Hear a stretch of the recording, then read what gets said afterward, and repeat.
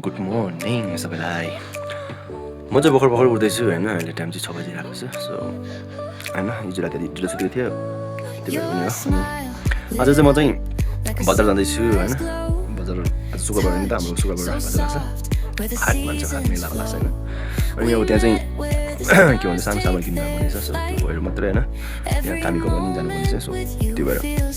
जाँदैछु अनि त्यहाँबाट बजार चाहिँ 1 घन्टा लाग्छ जानु चाहिँ बट म तपाईँलाई देखाउँछु फुल भिडियो होइन अनि फुल भिडियो हेर्नुको लागि चाहिँ मेरो युट्युब च्यानललाई चाहिँ सब्सक्राइब गर्नु होला र आउने भिडियो पनि यस्तै रमाइलो र राम्रो भिडियो आउनेछ सो तपाईँहरू सबैले मलाई देखाउनुहुन्छ भन्ने मलाई फुल आशा छ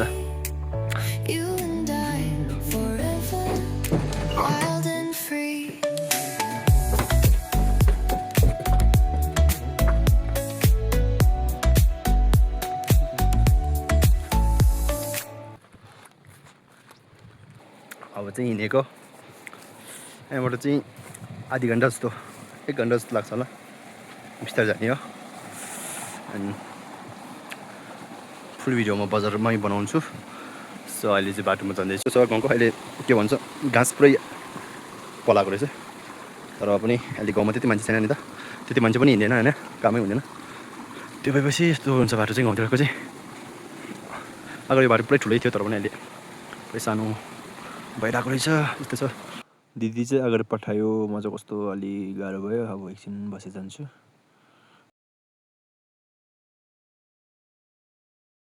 खत्तम भयो यार सेट यस्तो जङ्गलको बाटो आएको थियो माथि रोड पनि निस्किन्छ कि भनेको बाटो नै बिर्सेछ यार गाउँमा नआएको निकै भयो नि त बाटो बिर्सेछ कस्तो कुरो कस्तो यार बाटो नै बिर्सेछ सबै ट्याक लगाइदिएछ अब म कता जाने यस्तो छ गाउँ चाहिँ कुकुर होला है कसको घर फेरि घरको आँगनमा पुगेको तपाईँबाट ओ माइ गड कुकुर रहेछ यार आइ बुढो आइ कता कुकुर रहेछ कहाँबाट कुकुर रहेछ यहाँ तलबाट बाटो छैन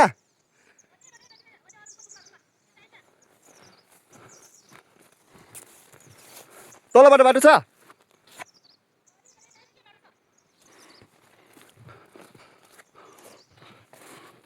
बाटो बेसी कुकुर रहेछ यार डर पो लाग्यो बाटोमा निस्किन आँट्यो दिदीले नभन्यो भाइ म चाहिँ एक्लै चाहिँ हराउने रहेछ रोडमा पुग्नु आँट्यो यार रोडमा गयो अब भन्ने बाटो भन्नु यहाँबाट त्यस्तो छ बाटो चाहिँ डाँडाको पछाडि पुग्नुपर्ने खासमा चाहिँ हिँड्दै जाउँ के हुन्छ पानी पऱ्यो पानी यस्तो पानी परिरहेको छ यार दिदी पनि अगाडि हिँडिरहेको छ हो पानी परेको यार खत्तम भयो घाम लागिरहेको थियो अचानक पानी पर्यो कस्तो यार अचानक पर्यो पानी चाहिँ त्यो साइड है टाइम पनि यस्तो यही हो अब यहाँबाट चाहिँ पछाडि चाहिँ पुगेको हामी चाहिँ यो पछाडि चाहिँ पुगेको यो चाहिँ पत्तले है यो चाहिँ पत्तल टक्कै पुग्यो यस्तो दामी है यस्तो दामी गाउँ जस्तै छ सहर जस्तै बनाएको छ अनि यता चाहिँ हाम्रो गाउँ पर्छ यही हो अनि पत्तलेको बजार पनि यस्तो छ अहिले त्यस्तो बजार पनि राम्रो लागेको छैन त्यही हो होइन पत्तले बजार सब सुकेछ यो कुनातिर गएको सबै मेला लाग्थ्यो अहिले त मेला भन्ने के भन्छ त्यो बजार लाग्थ्यो कि हाट लाग्थ्यो अहिले त सबै बन्द भएछ कम्ती मात्र रहेछ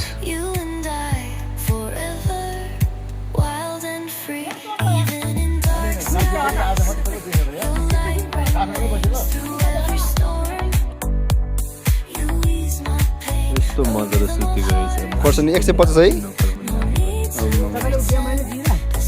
दाइले खर्सानी बेच्दै रहेछ केराहरू पनि रहेछ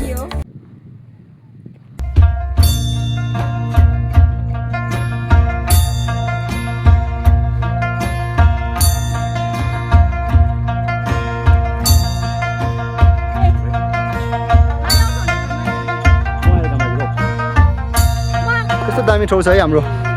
सोलु खुम्बु चाहिँ तर अहिले चाहिँ हामी राम्रो मान्छे राम्रो अनि मान्छे राम्रो है ठाउँ राम्रो हुँदैन त्यही त यो चाहिँ पत्तले के भन्छ यसो भनौँ चाङ्गिस्थान भन्दो रहेछ अनि सो फाइनली पुग्न आँट्यो अब चाहिँ हामी देखाउँछ तपाईँहरू चाङ्गिस्थान चाहिँ हेरिदिनु होला सफर गरो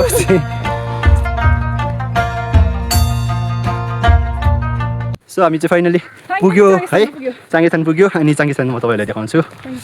हाम्रो डाडुमा आएपछि आइपुग्यो एन्ड चाङ्गिस्थान यस्तो दामी बनाउनु भएछ होइन यसमा चाहिँ हामी चाहिँ आजु काजीलाई चाहिँ हृदयदेखि नै धेरै धेरै धन्यवाद भन्छु किन उहाँको यति कठिन चाहिँ छ होइन अनि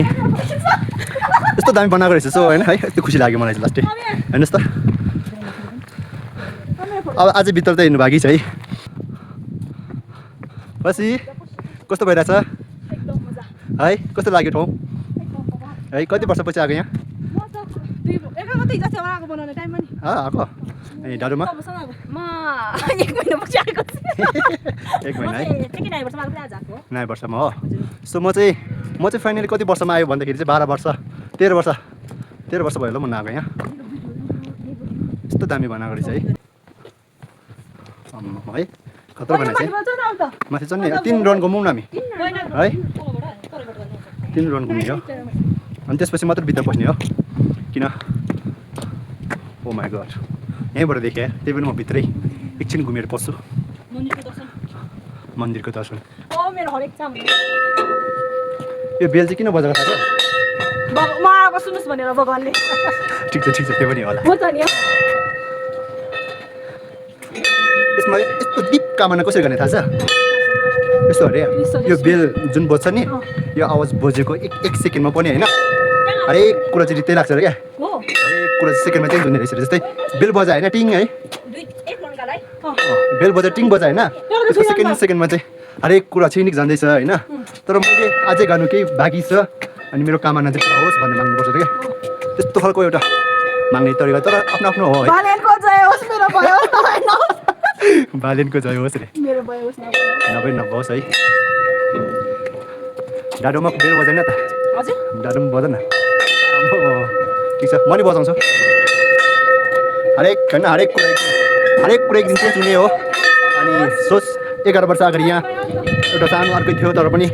आज आएर यस्तो दिन देख्नु पर्दाखेरि एकदम खुसी लाग्यो मलाई सो अब चाहिँ भित्र हेर्छु है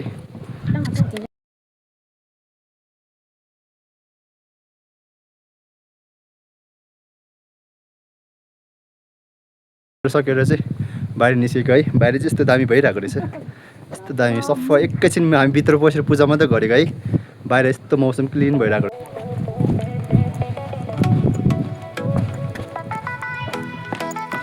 यता गेर्छु होइन अस्ति अनि तपाईँहरू कोही आएर चाहिँ साङ बाले भने चाहिँ यता साङ बाल्ने भनेर सुनेको थिएँ मैले चाहिँ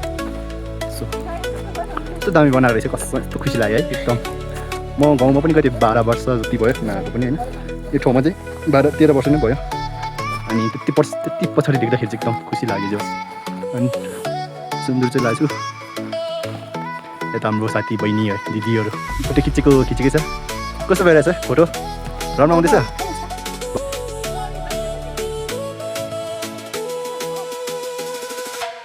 फर्किँदाखेरि म सोच्छु यता चाहिँ मेरो के दिदी भनौँ न है बहिनी कि दिदी थाहा छैन उमेरमा तर पनि जे भए पनि अनि उसकै रिक्वेस्ट मेन चाहिँ उसले नै भनेको मलाई जाउँ भनेर किन निकै वर्षपछि भेट भएको नि त है कति वर्ष भयो है त्यति भयो है हामी त्यति भयो क्या म चाहिँ किन बाहिर पढ्नु गएको थिएँ नि त अनि त्यसपछि के भन्नु भन्दाखेरि कस्तो लाग्यो नि आज पछि कस्तो भयो उसको फोटो पनि 100 त खिच्यो होला है पेटी लाउनु पर्छ नि पेटी लाउनु हेलो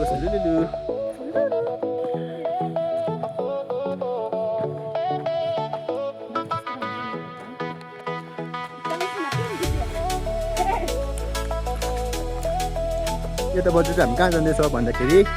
हामी चाहिँ कसकोमा जाने आइपुग्यो यस्तै मौसम बिग्रियो है अचानक मौसम राम्रो होला जस्तो छ अब जान्छु आइदाजुङमुकोमा जाने है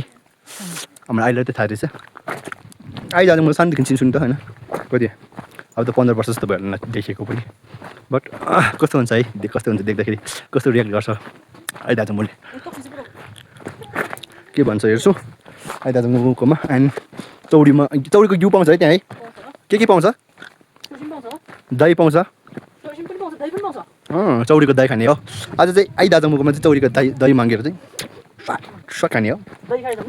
दही खानुपर्छ है आज तर आइदाजु मुको यो ठाउँ पनि स्विजरल्यान्डभन्दा कम छैन है यस्तो राम्रो छ ठाउँ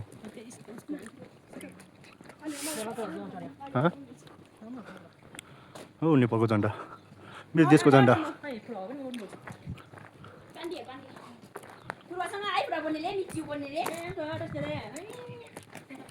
बाजे जान्छ रहेछ बाख्राहरू त्यहाँ बसिरहेको पिके वे टु पिके भन्ने लेखिरहेको छ अनि बाटो चाहिँ पिके वाइ टु केरुङ केरुङ चाहिँ यो बाटो है हाम्रो गाउँ जाने बाटो यो चाहिँ वाइ टु ओखलढुङ्गा ओखलढुङ्गा जाने बाटो हो यस्तै छ पिके पनि एक दिन जान्छु होला चाङ्गेस्थान मन्दिर जाने के चाङ्गेस्थान मन्दिर जन्त्र आमा सासला भन्ने छ यही हो बक्रामीको अनि हिमालय चौरी गोठमा चाहिँ पुगिए फाइनली हामी चाहिँ दुधको चिया मिठो मिठो खान आएको हिमालय चौरी गोठ अनि सोलुकुण्ड नगरपालिका 8 जन्त्र के हो यहाँ चौरी गाईको दुध दही अब सबै तपाईँ पढ्नु अरू चाहिँ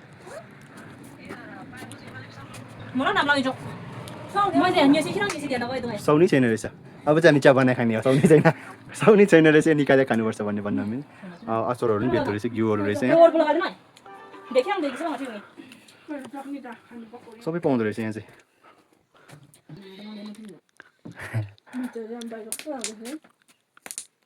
प्योर चौरीको दही